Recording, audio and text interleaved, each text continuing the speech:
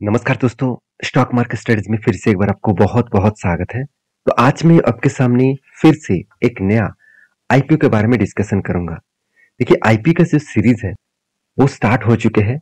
एक-एक करके नए से नए आईपीओ आ रहा है क्योंकि देखिए जब मार्केट बुल रन में होते हैं तब रिटेल पब्लिक से लेकर investor, foreign investor, DIIs, FIIs हर कोई व्यक्ति मार्केट के ऊपर पेजेंस रहते हैं और उसी टाइम में जितने सारे छोटे बड़े कंपनी होते हैं वो सारे कंपनीज आईपीओ लेके आते हैं। तो अभी कहेंगे सर आईपीओ जब मार्केट मतलब बेरिश रन में होते हैं, जब मार्केट गिरते रहते हैं तब आईपीओ ले आना क्या रिस्की होगा? बिल्कुल, क्योंकि देखिए मार्केट गिर रहा है इसका मतलब है इंस्टीट्यूशन पहले से ही माल बेच रहा है। मतलब एफआईएस, डीआईएस माल बेच रहा है, उसके साथ साथ पब्लिक भी माल बेच रहा है। तो उस टाइम किसी को उतना मतलब भरोसा नहीं होगा कि हाँ किसी कंपनी के ऊपर निवेश करूं और फ्रेश कंपनी के ऊपर निवेश करूं जहां पे मुझे पैसा मिलेगा। तो इसी कारण के वजह से आईपीओ फ्लॉप हो जाते हैं। जैसे एसबीआई, सॉरी, जैसे IC LIC, life insurance corporation, उन्होंने क्या किया, रसिया और यूक्रेन के बीच जब युद्ध चल रहा था उसी टाइम में मार्केट जब करेक्शन हो रहा था उसी टाइम में आईपीओ लेके आए और आज देखिए आज भी आईपीओ के नीचे ट्रेड कर रहा है, मतलब आईपीओ का लिस्टिंग गेन से नीचे ट्रेड कर रहा है। तो इस तरीके से सिचुएशन को कंट्रोल करने के लिए आपको आईपीओ के ऊपर निवेश करने से पहले कुछ कंपनीज के डिटेल्स को जानना पड़ेगा। कंपनी के डिटेल्स के बारे में आपको अ, अच्छी तरीके से समझ आना चाहिए, तभी हम आईपीओ के ऊपर निवेश करेंगे। तो आईपीओ का मतलब क्या है, जितने सारे नया दोस्त है उसको बता दूं। इनिशियल पब्लिक ऑफरिंग, इसका मतलब कंपनी चाहते हैं खुद के स्टेक को पब्लिक को इश्यू कराने के लिए और वहां से जितना पैसा आएगा उस पैसे को दो तरीके से वो यूज करते हैं। एक, कंपनी के ऊपर खुद निवेश करने के लिए और दूसरा इसका जो प्रोमोटर है उसके जेब भरने के लिए। कभी देखा जाएगा तो आज जिस कंपनी के बारे में बात करूंगा वो कंपनी का पैसा किसके पास जाएगा और किस तरीके से कंपनी का डिटेल्स है। चलो एक एक करके मैं सारे डिटेल्स आपके साथ शेयर करूंगा। उससे पहले चैनल को सब्सक्राइब नहीं किया तो जरूर कर लीजिएगा और टेलीग्राम को भी ज्वाइन कर सकते हैं। एज ए लर्निंग पर्पज से सब कुछ आपको अपडेट्स दिया जाता है। तो कंपनी की जो डिटेल्स है सबसे पहले मैं आपको वेबसाइट में विजिट कर दूं। देखिए कंपनी का नाम क्या है, कंपनी का नाम है आई आर एम एनर्जी। तो इस कंपनी का बिजनेस क्या है, सबसे पहले आपको देखना है कि बिजनेस क्या है, उस बिजनेस का ग्रोथ फ्यूचर में किस तरीके से हो सकते हैं और कंपनी फिलहाल के लिए क्या बिजनेस को ग्रोथ करा रहा है, सब कुछ आपको दिखाऊंगा यहाँ पे। तो ध्यान से इस चीज को देखना। देखिए कंपनी एक मतलब IRM जो है वो एक एनर्जी कंपनी है, मतलब एक गैस डिस्ट्रीब्यूशन कंपनी है। जैसे आप देखेंगे तो कंपनी का काम क्या है, न्यू कनेक्शन देना। उसके साथ साथ कंपनी के देखिए सीएनजी स्टेशन है। कंपनी का मतलब एलपीजी जो गैस है, यहाँ पे आप देखिए सीएनजी जो स्टेशन है, पीएनजी डोमेस्टिक गैस भी बेचते हैं, पीएनजी कमर्शियल गैस भी बेचते हैं, पीएनजी इंडस्ट्रियल गैस भी बेचते हैं। तो कंपनी आप आईजीएल और एमजीएल, आईजीएल जो कंपनी मार्केट में लिस्टिंग है और एमजीएल वो भी कंपनी लिस्टिंग है। तो इस तरीके से कंपनी जो काम करते हैं, जिस तरीके से प्रोडक्ट को बेचते हैं उसी तरीके से आईआरएम भी प्रोडक्ट को सेम टू सेम बेचते रहते हैं। तो ऑल ओवर इंडिया में 3 जगह पे कंपनी का प्रेजेंस आपको देखने को मिलेगा। आप देखेंगे तो यहाँ पे देखिए कंपनी का जो पंजाब में जो अलग अलग जगह पे 4 जगह पे पंजाब में खुद का बिजनेस को फैला के रखे हैं। उसके साथ साथ आपको गुजरात में भी दिखेगा, उसके साथ साथ आपको गुजरात में 2 जगह पे दिखेगा। तो मेनली गुजरात बेसिस कंपनी है, पंजाब में भी इसका प्रेजेंस है और कंपनी अलग अलग जगह पे खुद का प्रेजेंस बना के रखे हैं। और रही बात कंपनी के जो मतलब बिजनेस के सेफ्टी के हिसाब से, हेल्थ एंड सेफ्टी के हिसाब से कंपनी जिस तरीके से काम करे उसके डिटेल्स दिया गया है। तो मेनली कंपनी का जो बिजनेस है वो हम लोग को समझ में आ चुके हैं कि कंपनी एनर्जी सेगमेंट के ऊपर है। एलपीजी, पीएनजी, सीएनजी इस तरीके से प्रोडक्ट के ऊपर कंपनी काम करता है, मतलब इस तरीके से प्रोडक्ट को वो बेचते हैं। तो अभी कंपनी के परफॉर्मेंस के बाकी डिटेल्स के बारे में बात करते हो, ध्यान देखना।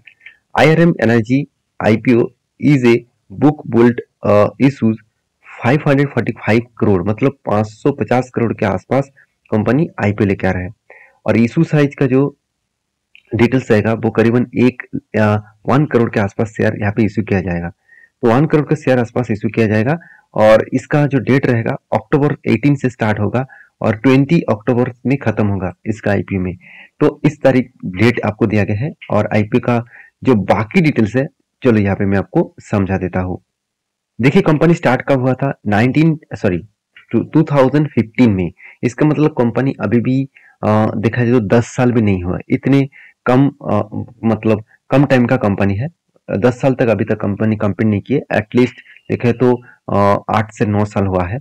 और कंपनी देखिए एक IRM जो एनर्जी लिमिटेड है वो गैस डिस्ट्रीब्यूशन कंपनी है। तो मैं पहले बोल चुका हूँ द कंपनी इज जो invested in developing operating and आप देखेंगे तो expanding of local natural gas distribution network.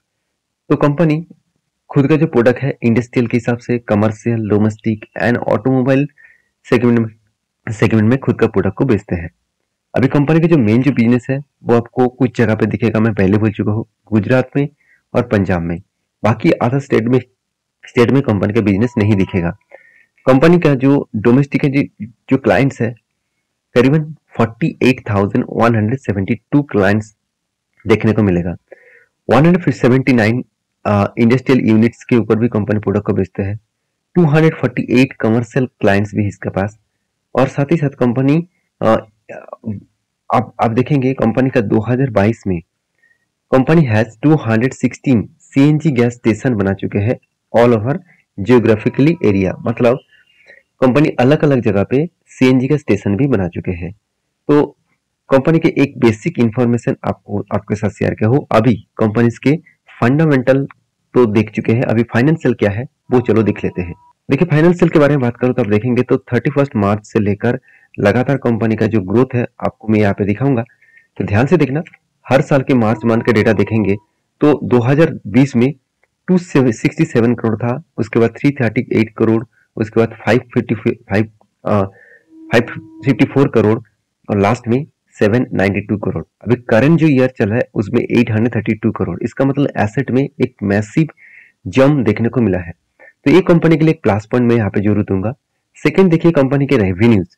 तो रेवेन्यूज तो कंपनी मतलब सारे हद पार कर दिए। इस बार 166 करोड़ के आसपास था, 212 करोड़ 2021 में, 549 करोड़ और यहाँ पे देखिए 1045 करोड़। तो ओवरऑल कंपनी में यहाँ पे मैसिव रेवेन्यूज को जंप किए।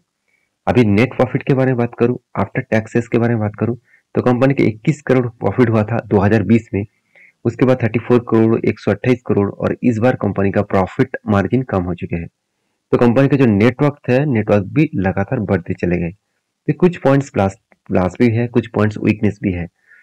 कंपनी का जो बोरिंग्स है, बोरिंग्स के बारे में बात करूं तो 146 करोड़, 163 करोड़, 202 करोड़, 303 करोड़, 321 करोड़।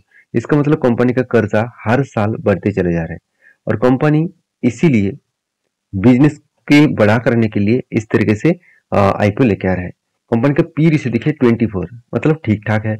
ROC ROE दोनों ही ठीक ठाक है, एवरेज लेवल के ऊपर है और एवरेज लेवल के आसपास है। कंपनी का डेप्थ मुझे बहुत ज्यादा लगा, 1% के आसपास कंपनी का डेप्थ है। हमेशा कहा जाता है कि 0.50 के नीचे अगर डेप्थ होता तो 0.50 के नीचे अगर डेप्थ होता तो अच्छा माना जाता। तो कंपनी का अर्निंग पर शेयर 20 रुपीज के आसपास है। तो ये तो था कंपनी का फाइनेंशियल डिटेल्स। अभी IPO के डिटेल्स देख लेते हैं।